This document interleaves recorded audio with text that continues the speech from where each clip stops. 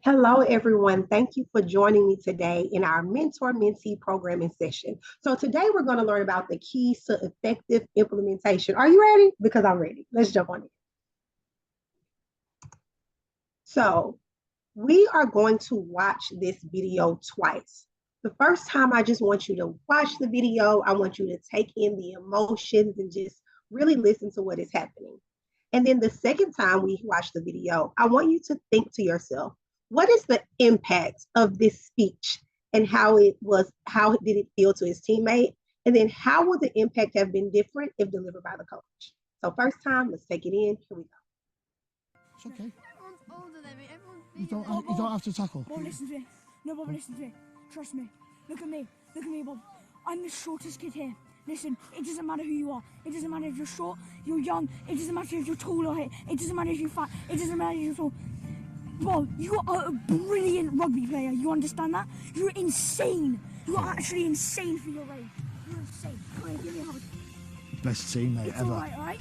Best You're teammate. really good. Come on. Come on. So come on. All right. Take a second to take it in. Now I want you to watch it again with the questions that you see on the screen in mind.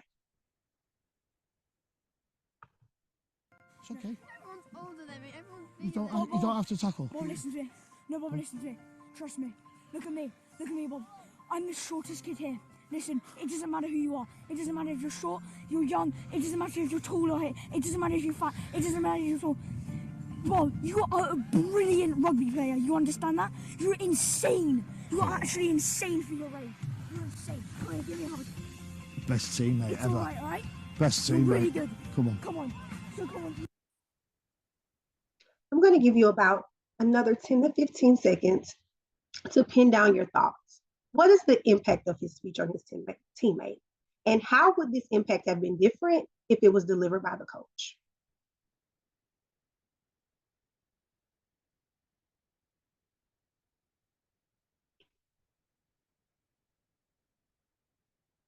All right, now that you have your thoughts, go ahead and have someone come off of mute. And by one, I mean my lovely participant today.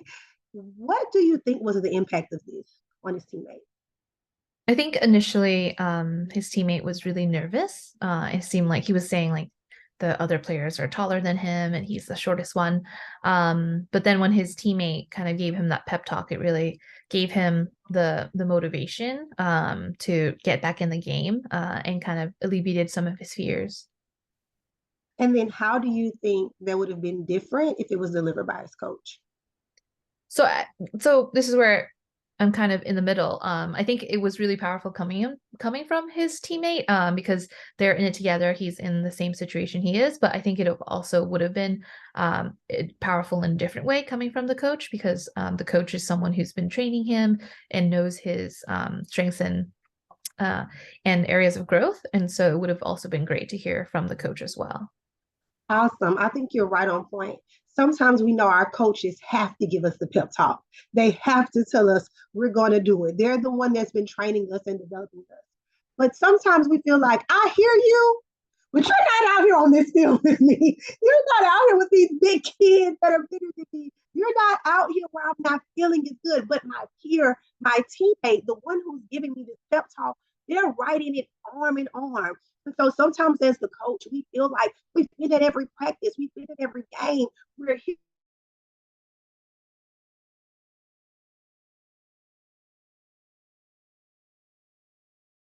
with you that can give you that pep talk, who's truly understanding what you're going through right now at the time. And that leads us to where we're going today. Today, as a participant, you'll be able to delve in and understand even more the value of a mentor-mentee program. And then you'll have an opportunity to create an implementation plan for a mentor-mentee program in your school, your district, or your network. So we have a problem here. It's no secret what the problem is: teacher retention. It's not just a problem in Memphis. It's not just a problem in Tennessee. It is a problem all over the United States. And this really, truly affects our students. So when we think about this, we're looking at our first bullet. Let's look at this. Go ahead and read our first bullet for us, please. quality teachers are the most crucial factor in student success, but urban schools struggle to find quality teachers and are often met with inexperienced teachers who do not stay in the profession longer than 5 years. Well, we're in Memphis, it's pretty urban, so when we're looking at our schools, many of our schools do struggle to find these quality teachers. And I believe if you can probably think back to your district, less than 50% of your teachers are probably have 5 or more years of experience. But that is an even bigger problem because student achievement has a positive correlation with teacher experience. So we know that we need teachers to stay in the profession if children are really going to get the quality education they deserve. Let's look at our last point here. Because of the lack of quality education in primary and secondary schools, minority students are entering college unprepared. This leaves 66% of Black students and 53% of Latinx students enrolling in remedial courses for the content they should have already mastered. This really impacts our students here in Memphis. 79% of students in Memphis are students of color. And so if these students are not having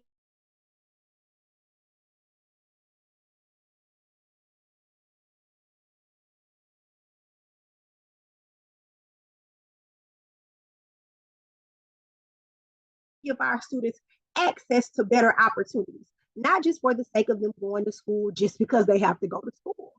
And if we can't give them those opportunities, then it effectively, consequentially, even though it's not our plan, may continue the cycle of poverty, the cycle of the lack of education. So it's up to us to be able to close that gap.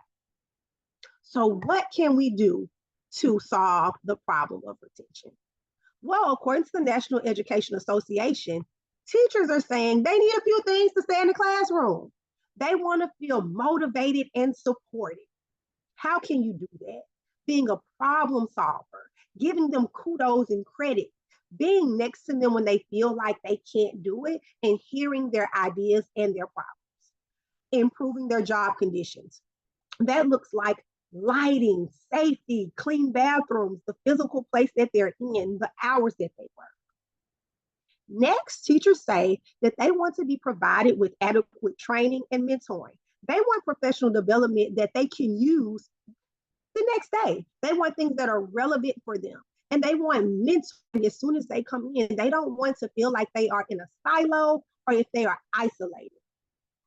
Teachers also want to be encouraged to have collaboration. Again, they don't want to be in a silo. They want to work with their teammates.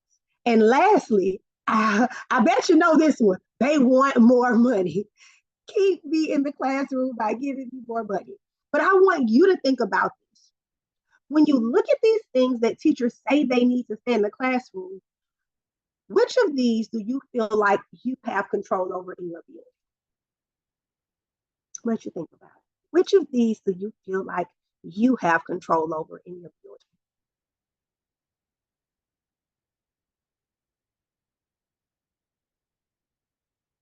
Okay, I'll get a couple people to share out. What do you think you have control over in your building?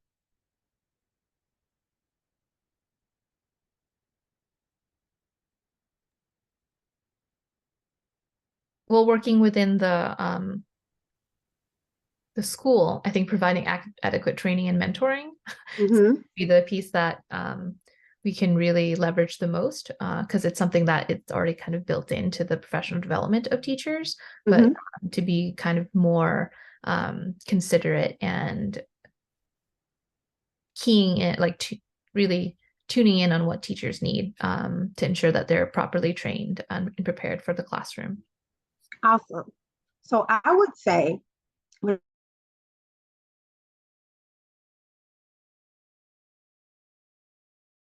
I think that just like you said, we can motivate and support our teachers, and we can also encourage collaboration and innovation. Now, I'm not over the building, and I wish I was over salary, but I'm not. But these are some things that I can control. And all of these things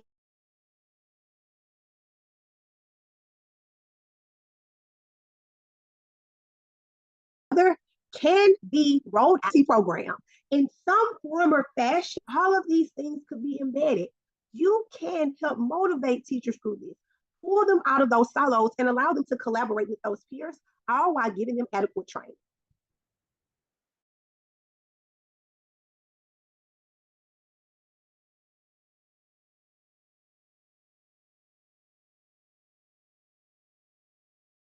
School, you may have a dean of instruction or instructional coach or PLC coach or whatever you would like to call them in your district or in your school. And so a coach oversees formal instruction, formal training, and that time it's often connected to a formalized score. But a mentor provides guidance, advice, feedback, and support to the mentee. Yes, these are all things that a coach can do, but a mentor does it knowing that there's no penalty.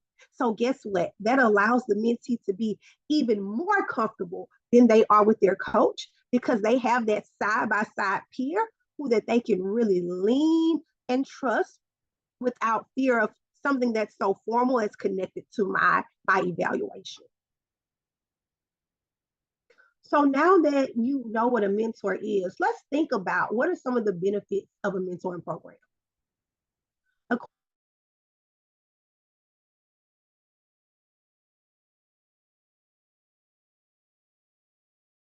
Every as a whole. So when we think about the mentee, it improves the instructional practices. Why? Because I have someone next to me who can literally come in, see my practice with, who can help me plan and really build that content in addition to my coach. It helps with the student achievement because it closes that gap that teachers may have when they come in by literally showing them someone side by side who's an exemplar, has exemplary instruction. And then it helps with teacher retention. So according to the Department of Education, 98% of mentees who have a mentor stay for at least 3 years in the classroom. The mentor, we talked about having teachers stay in the classroom. This increases their time. We often have teachers who yearn for leadership or those, and then we have some who don't want to be school leaders at all. But this allows them to get a light taste of leadership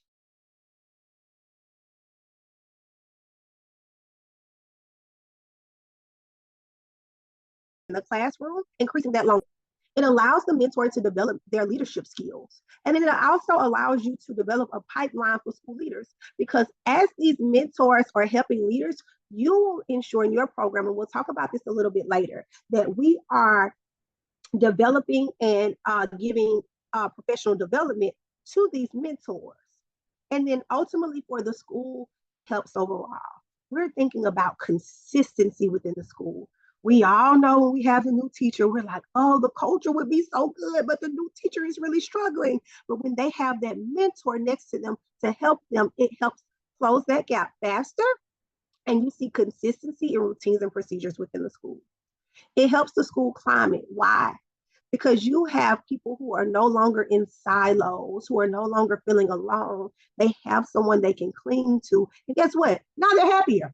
And when they're happier, the school is happier and kids are happier. And then, of course, it helps with student engagement and learning because we are increasing the professional capacity of that student faster. That teacher faster. All right, so I want you to think about this. When you have, what is the impact of having one person teaching the content versus multiple teachers?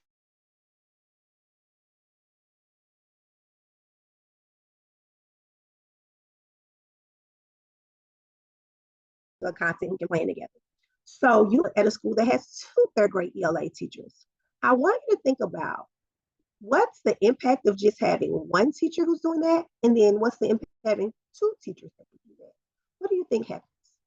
What you think about it?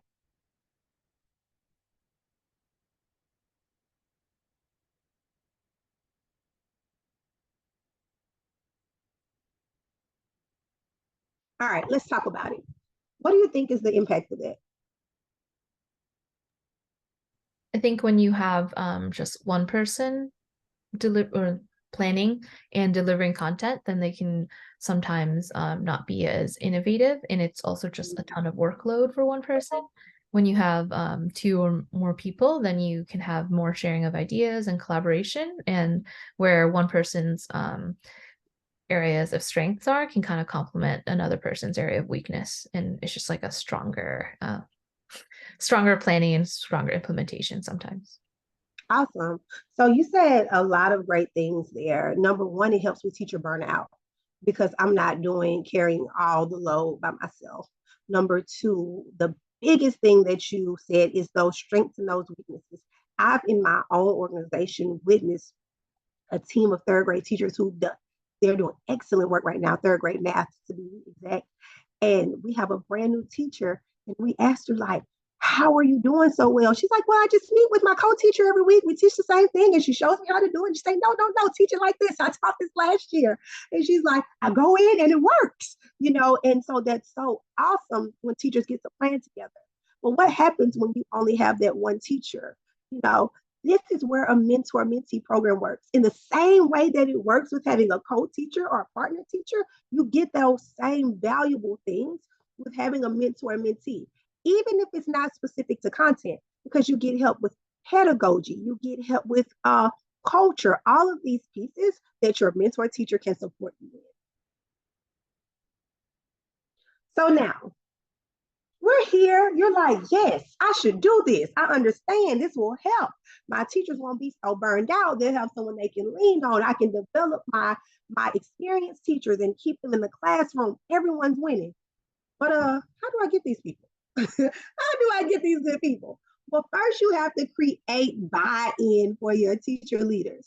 You have to honor them for their accomplishments. So you see here pictures after an induction ceremony. It's a big deal. You don't just say, hey, you're a master teacher. Hey, you're a mentor teacher. You're like, we honor you. We put this on display. Those big smiles aren't for anything. This is a proud moment because this is something that people esteem to be. You don't want this to be so broad that everyone gets to do it. You want to make sure that this is something that is an honor, just like any other leadership position in your building. Two, you want to broadcast these achievements, send them out, let the parents know, let other teachers know. Make sure that they know this is something that you can put on your resume. And last but not least, if you have the capability, please give your teachers a stipend for that work. Anything. We know that the amount of work that they do or the quality of work they do is invaluable. And let's say, for an example, they get $500, $1,000, $1,500. That's a small investment if you get to keep a whole person. So imagine having a new teacher who would quit second semester or the next year, but now you're retaining. That $1,000 would just return its rate as a $45,000 investment. So think about that. So now that you have your people, I want to tell you a little bit about how we're rolling this out at our school and how we've created just an entire teacher leader program. So ours is, as you see here for our organization, we have an advisory board, a grade level chair, and a master teacher. And so with these things, the advisory board consists of your grade level chairs and your master teachers and your SPED teachers. So everyone, regardless of if they are SPED, Gen Ed, if they're an elective teacher, has an opportunity to have access to be in our program, which is awesome because no one feels like they're left out. Everyone feels like they have a chance to strive for leadership. So I want to start with our grade level chair. Our grade level chair are people who actually are not mentors just yet. They're not coaching one-on-one with a teacher side by side, but they are leading their grade level team. They are leading bi-weekly meetings. They are acting as a liaison between their team, their grade level team, and they are serving as exemplary classroom teachers as it surrounds itself with the culture of the classroom. And so when we think about the advisory board and their role of the grade level chair and the master teacher, they have an option to, not an option, but they have the ability to be the voice of not just themselves, but the voice of their team. This is so when we talk about the benefits of having teacher leaders to the school, this gives your leadership team an additional pulse of what's actually going on in the school. Because no matter how much you think you know, the teacher's going to report to you. So this is you having someone on the inside really allowing you to know what's going on. And this also gives those grade level chairs an opportunity to lead. Then we go a level up with our master teachers. Our master teachers actually side by side have a mentee next to them. They have to serve as a model teacher, be willing to facilitate PD, and also serve as an exemplary teacher. And they meet at a minimum of biweekly with their mentee. So these teachers are not just meeting with people, but they're able to extend their leadership by showing what they are awesome at. So they're recorded to be able to show their exemplary work. They're working with their instructional coaches or their PLC coaches or their leaders to present PD. All of these things help create a pipeline of leaders so that when someone does move on, your mentor teachers are ready. If you look at this form, you will also see that there are requirements. You don't just get to be a teacher leader. You don't just get to show up, but there's a certain amount of teacher experience you have to have, a certain amount of score, a certain level of scores that you have had to obtain, all the way down to attendance. So you want to show that if you are a mentor teacher, if you are a teacher leader in the building, you are exemplary in all areas, and it gives your other teachers something to strive to. So I'll give you a second to look over that. Think about any ahas you may have or any questions. Feel free to write any of your questions in the chat or shoot me an email after. I'll be willing to help you with any of these. Okay. So what were some pitfalls? So now I've had this program. It's great. It's going, but that was this year. Let's talk about before we got to this year. I had to definitely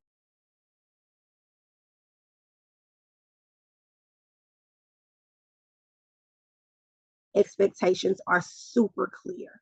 So we have multiple schools, so we rolled this out across multiple campuses. And what we saw were inconsistency in school implementations of effectiveness. And that was because we were not extremely clear on what we expected our mentors to be doing with our mentees.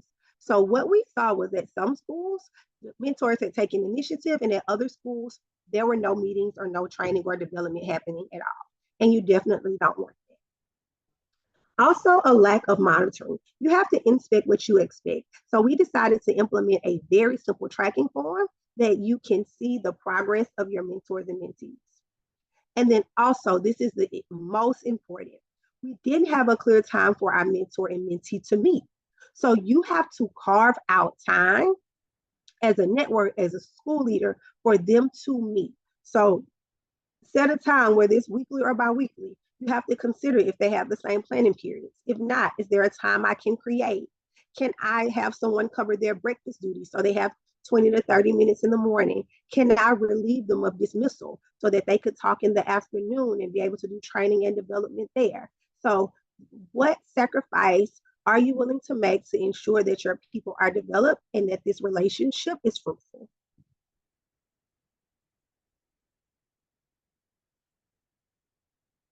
Okay, now we are going to, I'm so sorry. Now we are going to talk about our plan. We're going to get time to work on our plan. One moment.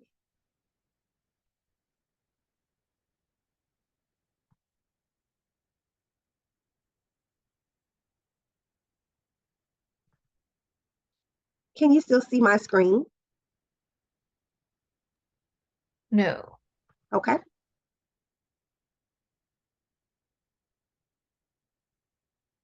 So now we're going to look at this plan. I am going to give you all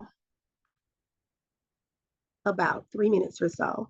I want you to read this plan and I want you to annotate it. Now, I want you to think about any ahas. We're not answering any questions on the plan. I just want you to think about, what is something that I may have thought about, something that I haven't thought about, something we may need to be able to refine. Here are the things that we're thinking. Mentor selection. How are you picking your mentors? Mentor qualifications. What do you want them to have obtained to be able to do these? Mentee qualifications, believe it or not, someone may not be a good fit. What is the structure and timeline of rolling this out? And what are your measures of success? Okay, I'm going to allow you to read over these, and then I'm going to have you share out in the next minute or so any first thoughts or ahas before we get into our planning time.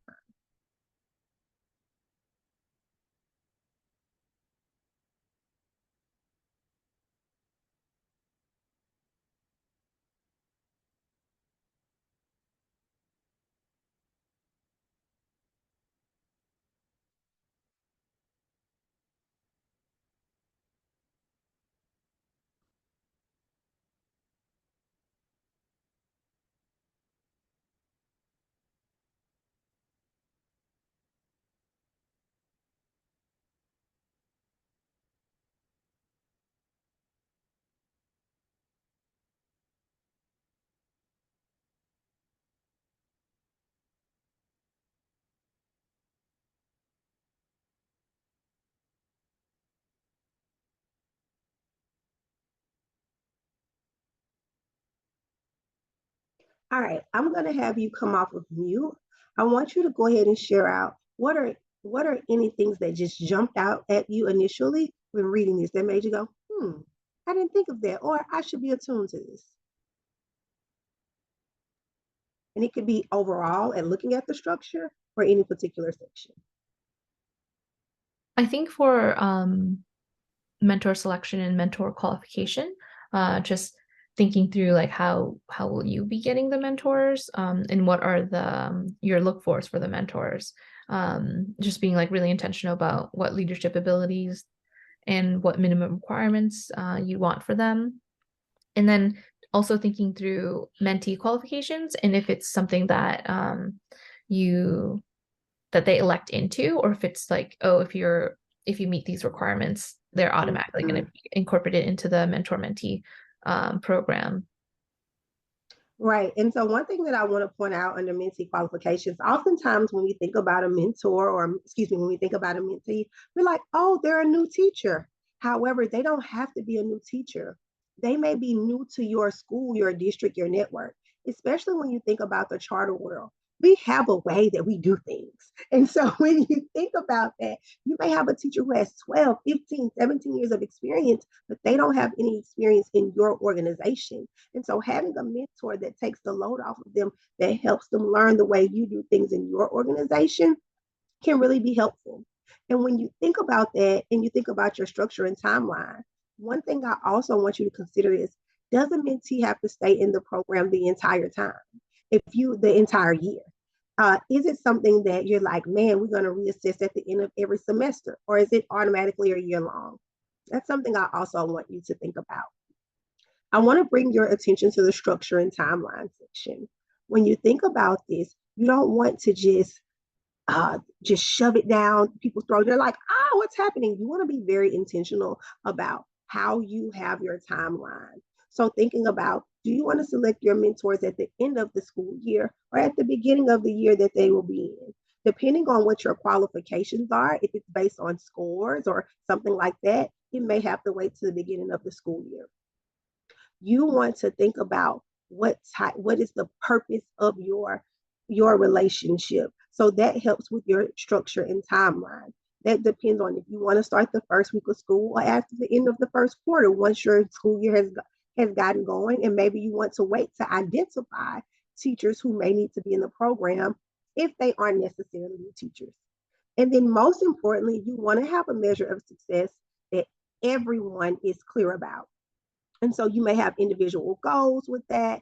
It may be on a tracking form. You may say, man, I want to go from a 2 to a 3. I want students to start getting 26% of students proficient. You want to be clear how you measure this. And it could also be, in addition to that, teacher satisfaction. Teacher satisfaction, there are some other pieces on here, and teacher retention. So also giving surveys to monitor, how does the mentor and mentee feel that this is going? Is it productive for them? And you may want to get feedback and refine your program as you see those different pieces. Okay. So now I'm going to give you about 15 minutes or so to work on this. So feel free to pause it, turn it off, take a moment, and kind of work through each of these on your questions. I have provided you all a blank copy of these sheets so that you can answer each question.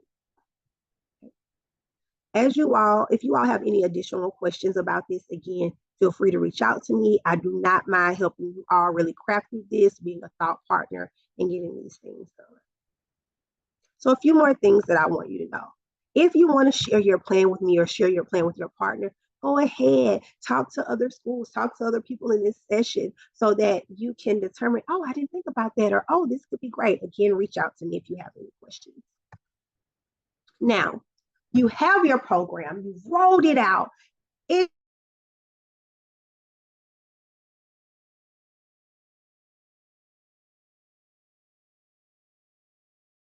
Fine. What is it?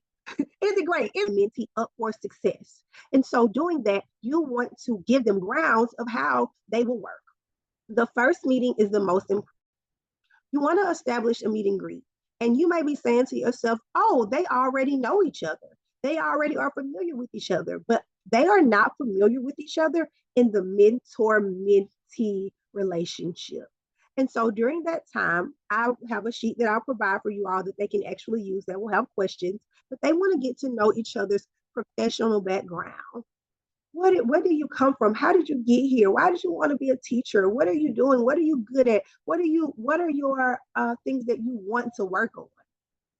And then you also want to set norms and explore communication style. This is very important because everyone communicates differently and you want them to be able to really maintain a great relationship as a mentor and mentee, but also as a colleague. Secondly, you want to create ground rules. As an organization, we have set that they will meet for my organization bi-weekly. You can set that. But if they want to meet more often, they absolutely can. So I had a set of mentor mentees who were like, we know you said bi-weekly, but we are meeting every week. Like, this is just so helpful for me. Every week is great for us. And that's okay, as long as they agree to that and they know when they're meeting. Both parties must agree if they want to meet more frequently than the time that you all have outlined. And another thing that is super important is the level of confidentiality expected to be maintained. This is one thing that I urge of you to have this conversation with your mentors on the front end when working with the mentees. It is a very vulnerable relationship. And so the mentee may say, listen, I don't want you having this conversation about my struggles with anyone else. This is going to be strictly between me and you unless we expect otherwise, and we ask for that to be honored. And then lastly, a balance of structure and autonomy. So allow the mentee to express his or her needs and work on goals they feel are important to him or her, while also giving them the structure or goals that you all may want as an organization. So that is something that you as an organization have the right to make a decision upon. Personally, for my organization, we let the deans of instruction say, hey, here's an area we really want them to focus on. And then we allow the mentee to talk about more how they will do that. For an example, we say, man, they really struggle with clear directions. That is the personal goal we want them to get.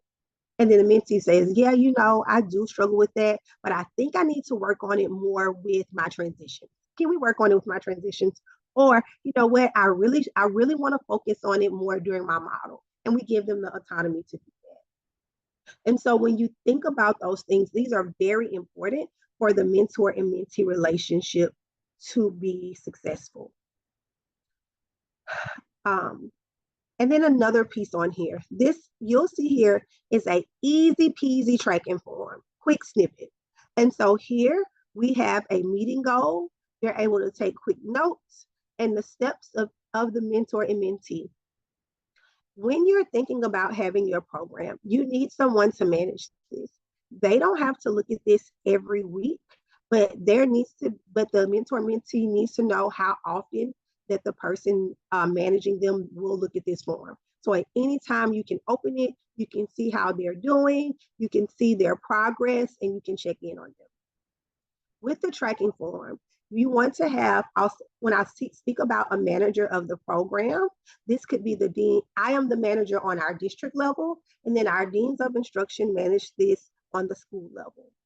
And so once a quarter, I meet with the dean as well as the mentor and mentees to see just how things are going. But our deans of instruction meet with the mentors and mentees every single month to check in to see how things are going. We all have an open door policy to say, hey, if this isn't going well, or if you feel like there's some more support you need, or something isn't feeling the way that you need to, they know to contact their instructional leader first, and then they contact me if it needs to be elevated. And then finally, how do you know it's working? In addition to your surveys, in addition to your tracking forms, you want to hear what your teachers are saying. And here are some of the things that my teachers are saying, even before they started. When you have a clear vision and they know what's going to happen, and then they know they get to work on what they feel like they're struggling with, you hear things like this. I am so excited to start. I don't know what to do. I had a teacher say, I've been waiting on some support like this. Thank you so much. And we had another group that said, now we know you said bi-weekly, but we're going to meet every week. This has been so helpful. And so when you hear them explaining things like that, and you hear them just sharing those thoughts, you say to yourself, okay, I see what the paper says on the survey. I see what the tracking form, but those anecdotal notes are awesome. In addition, when you go in the classrooms and you see that they are doing exactly what they said they would work on, it's awesome. It's absolutely awesome. And so those things are how you know that it is working. I want you to think about, before we go to our reflection, I want you to think about, we put what is the most important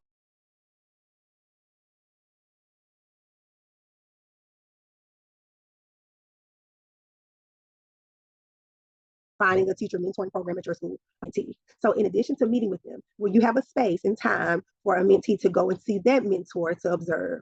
Will you allow the mentor to go in that mentee? So I will share with you all a layout of some of the opportunities that we allow our mentors and mentees to do as well, for you all to take with you as a reflection. Take with you as you plan. So now I want you to have this reflection. After you looked at our planning tool today, we've talked about investment, we've talked about clear expectations, we have talked about rollout, we've talked about mentor and mentee selection. What is the most important factor in implementing or refining a teacher mentoring program at your school or district? I want you to go ahead and take a second and think about that, and we'll have a couple people share out.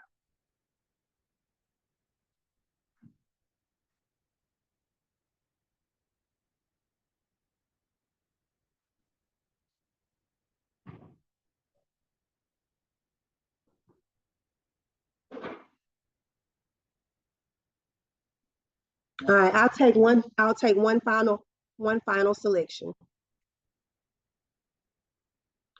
All right, you can go ahead. I'll take someone to share out. Great.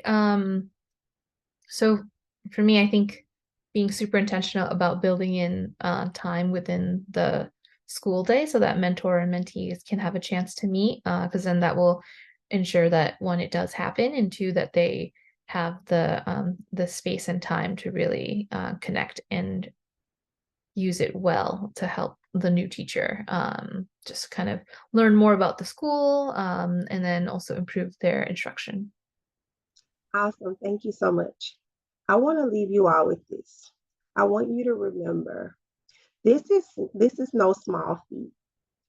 Having a mentor and mentee program is something that can be easily implemented, but have the greatest impact at your school or at your organization. I want you to remember that teacher retention is super important, and that implementing a mentor and mentee program not only helps you retain your new teachers, but it helps you to retain your experienced teachers as well. So with that, I bid you all farewell. If you have any questions or help planning, please feel free to reach out to me. Have a great day.